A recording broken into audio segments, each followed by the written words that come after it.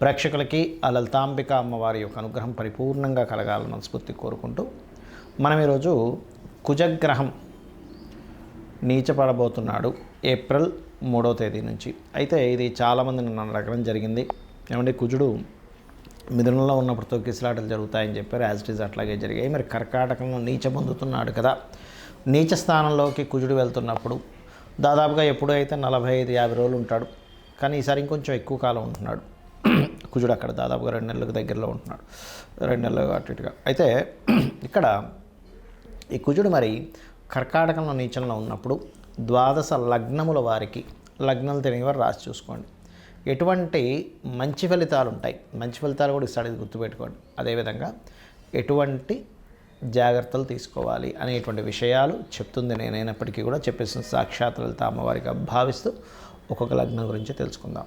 కుంభలగ్నము, కుంభరాశి. కుంభం వారికి కనుక చూసుకుంటే మీకు 6వ స్థానంలో కుజుడి యొక్క నీచ స్థానం అయింది. అది 3వ అధిపతి, దశమాధిపతి. అంటే మీరు పర్టికులర్గా అన్నదమ్ముల వల్ల ఉద్యోగం వల్ల, అప్పుల వల్ల స్ట్రెస్ పెరుగుతుందని అర్థం.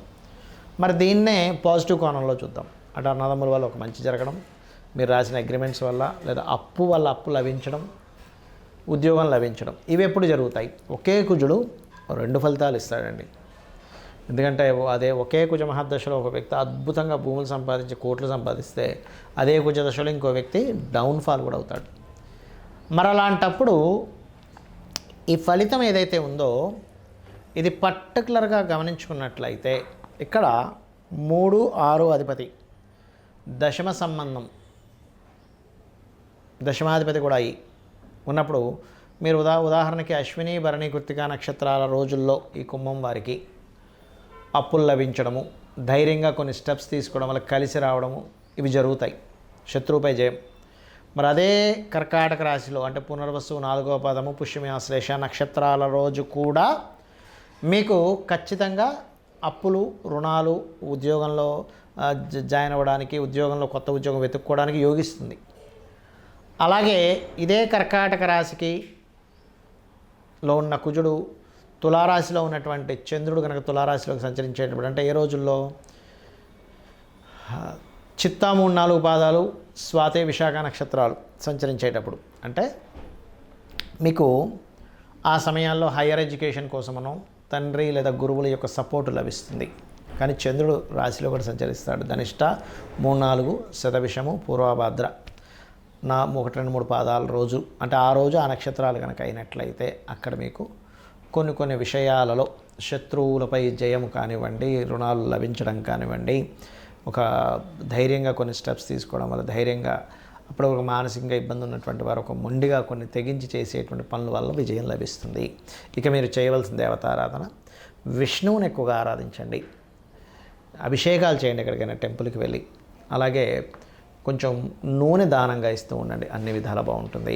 మరి కొంతమందికి జన్మజాతకం ఉండదు, వాళ్ళ యొక్క డేట్ ఆఫ్ బర్త్ కానీ, టైం కానీ, ప్లేస్ కానీ రాయరు, రాసిన మిస్ అవుతుంది వాళ్ళ. మరి మీ యొక్క పరిస్థితి ఏమిటి?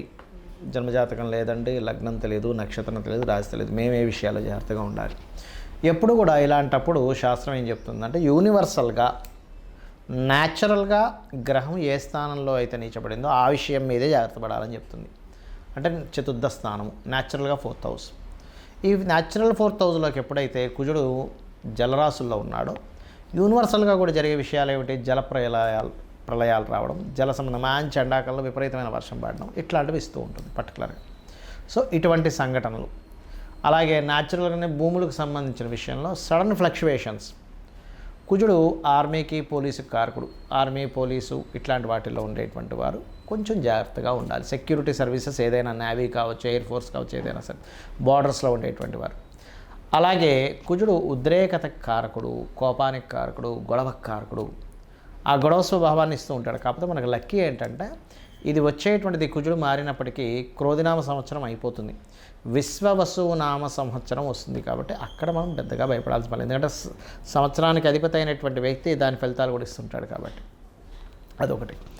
అలాగే ఇక్కడ గమనించుకున్నట్లయితే ఈ యొక్క కుజ ప్రభావం మీకు పూర్తిగా తగ్గాలి అనుకుంటే ఒకటే గుర్తుపెట్టుకోండి. ఒకటి, మీరు గోవులకు క్యారెట్స్ తినిపించడము, మరియు అదేవిధంగా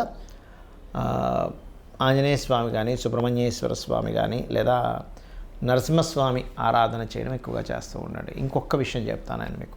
చాలామంది ఈ సంవత్సరమైనా బాగుంటుందా, నెక్స్ట్ సంవత్సరమైనా బాగుంటుందా అని ఎదురు చూస్తుంటాం. ఆశగా ఎదురు చూడడం అనేటువంటిది మనం ఖచ్చితంగా చేయాలి, ఆశతోనే బతకాలి. కాకపోతే మనం కొన్ని తప్పిదాలు చేస్తూ ఉంటాం. ఏంటంటే నెగటివ్ని ఎక్కువగా థింక్ చేస్తూ ఉంటాం. ఆ నెగటివ్ని థింక్ చేయడమే మీకు నెగటివ్స్ ఎక్కువ జరుగుతుంటాయి, గుర్తుపెట్టుకోండి. అంటే అలాగా మన దగ్గర ఉన్నటువంటి పాజిటివ్స్ని పూర్తిగా మర్చిపోతాం. మనకెంత శక్తి ఉంది, మనకెంత క్రియేటివిటీ ఉంది, మనం ఎంత చక్కగా చేయగలుగుతాము ఏదైనా ఒక పనిని. మనకు ఉన్నటువంటి బలగం ఏమిటంటే భార్య కావచ్చు, పిల్లలు కావచ్చు, హస్బెండ్ కావచ్చు, ఒక స్త్రీకి ఫ్రెండ్స్ కావచ్చు, ఆ బలగాన్ని మర్చిపోతారు. వాళ్ళకుండే తెలివితేటలను మర్చిపోతారు. ఎంతసేపు ఏదైనా ఒక కోరిక అనుకొని అది జరగట్లేదనే బాధలో మీరు లైఫ్ జర్నీ చేస్తూ ఉంటారు. నేను చాలామందిని చూశాను. కొన్ని కోట్ల రూపాయల ఆస్తులు ఉన్నా కానీ ఇంకోటి ఏదో ఆస్తి కొనలేకపోతున్నాను బాధలు బతుకుతూ ఉంటాడు. ఆల్రెడీ 2-3 బిల్డింగ్లు ఉంటాయి వ్యక్తికి. అరే ఇంకో ప్రాపర్టీ కొందాం అనుకున్నా కొనలేకపోయాను, నాకు ఆయన ఆ రేట్కి ఇస్తాడనుకుంటే ఇవ్వలేదు, నేను కొనలేకపోతాను ఏడుస్తాడు కానీ, అంటే బాధపడుతుంటారు కానీ ఉన్న ప్రాపర్టీని అనుభవించారు. అలాగే ఇప్పుడు చేస్తున్నటువంటి ఉద్యోగంలో సరే ప్రాబ్లమ్స్ ఉన్నప్పుడు మనిషి మారాలని చూస్తాడు, మారాలి కూడా, ఎదగాలి కూడా. కాకపోతే అందులోకి వెళ్ళలేకపోతున్నాను, ఇంకో ఉద్యోగంలోకి వెళ్ళలేకపోతున్నాను అనేటువంటి బాధతో బతుకుతుంటాడు. కానీ ఇప్పుడు చేస్తున్నటువంటి ఉద్యోగం మీద ఆయన కాన్సన్ట్రేషన్ ఉండదు. వ్యాపారం కూడా అంతే. వ్యాపారం కావచ్చు, ఎనీథింగ్. ఎందుకు ఈ మాట మీకు పర్టికులర్గా చెప్తున్నానంటే మన సెల్స్కి, మన బాడీలో ఉండే ప్రతి సెల్కి విశ్వంతో సంబంధం ఉంటుంది.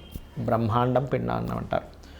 మన సెల్స్ ఎప్పుడు హ్యాపీగా ఉన్నాయి అంటే ఆటోమేటిక్గా విశ్వంతో ఆ కనెక్టివిటీస్ బాగా పెరుగుతాయి. మీరు అనుకున్న సంకల్పం నెరవేర్చుకోగలుగుతారు.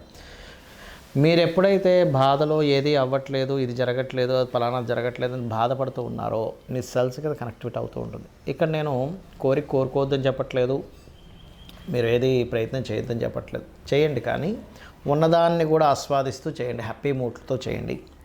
ఈ విశ్వం మొత్తం పరమేశ్వరుడు అనేటువంటి భావంతో మీరు ఎక్కడా కూడా, అంటే మనకి భగవద్గీతలో ఒక విషయం ఉంది, ఫలాపేక్షరహితంగా, అంటే ఏమీ ఆశించకుండా ఎంతో ప్రేమతో మీరు కనుక అమ్మవారిని కావచ్చు, ఆ పరమేశ్వరుని కావచ్చు మీరు కనుక చెయ్యగలిగితే 100% దాని యొక్క రిజల్ట్ వచ్చి తీరుతుంది. అందులో ఎటువంటి సందేహం లేదు. కాకపోతే ఇక్కడ చాలామంది ఏంటంటే నేను పలానా పూజ చేస్తున్నాను, పలానా హోమం చేశాను, పలానా యజ్ఞం చేసి నాకు రిజల్ట్ రాలేదు. ఎందుకంటే మీ ఇంటెన్షనే రిజల్ట్ రావాలనేటువంటి భావంతో చేస్తున్నాం. రిజల్ట్ రావాలనే భావంతో చేసేటప్పుడు ఏమవుద్దంటే ఫలాపేక్షం ఉంది అక్కడ. మీకు ఫలాపేక్షంతో ఉన్నప్పుడు భగవంతుడు స్వీకరించడు. మరి ఏమిటంటే ఎవరికి చెప్పుకోవాలి? సంకల్పం చెప్పుకోవాలి కదండి. అంటే చెప్పుకోండి. ఏం చెప్పుకుంటారంటే నీ యొక్క ప్రీత్యర్థం, నీ ప్రీతి కోసం చేస్తున్నాను అని అనుకోండి. నిన్నే నమ్ముకున్నాను, నువ్వు ఉన్నావనే ధైర్యంతో నేను ముందుకు సాగుతున్నాను ఎంతో గర్వంగా. అంటే ఇన్సెన్స్ గర్వం అంటే ఆ గర్వం కాదు, నువ్వు ఉన్నావు, నాలో ఉన్నావు. మనకి లలితా సహస్రనామం చెప్తుంది ప్రతిదీ కూడా. ఎట్లాగా అమ్మవారి లోపల ఎలా తిరుగుతుంది. తటిల్లతా సమర్చి షట్చక్రోపరి సంస్థిత, అంటే 6 చక్రాల చుట్టూ ఒక మెరుపు తీగలా తిరుగుతుంది. సహస్రారాంబుజారుడ సుధా సారాభివర్షిణి, సహస్రారంలో కూర్చొని ఎలా ఉంది అమ్మవారు? ఎక్కడో లేదు, మనలోనే ఉంది అమ్మవారు. మనం చేసే ప్రతిదీ గమనిస్తుంది, మనం చేసే ప్రతిదీ వింటుంది, మనం చేసే ప్రతిదీ అంటే మనలో ఉండి మనది ప్రతిదీ గమనిస్తుంది అన్నప్పుడు మీరు చేసే ప్రతి పనిని యజ్ఞంగాను భావిస్తూ మీరు ఎప్పుడైతే 100% ఎఫర్ట్ పెడుతూ మనస్ఫూర్తిగా దేవుడికి సమర్పిస్తున్నట్టుగా మీరు కనుక ఏ పనైనా చేశారు అంటే ఆటోమేటిక్గా మీకు అన్ని శుభ ఫలితాలు జరుగుతాయి. ఆ లలితాంబిక అమ్మవారికి అనుగ్రహం మీ అందరికీ మరీ పరిపూర్ణంగా ఈ విశ్వవసు నామ సంవత్సరంలో జరగాలని కోరుకుంటూ శ్రీమాత్రే నమః.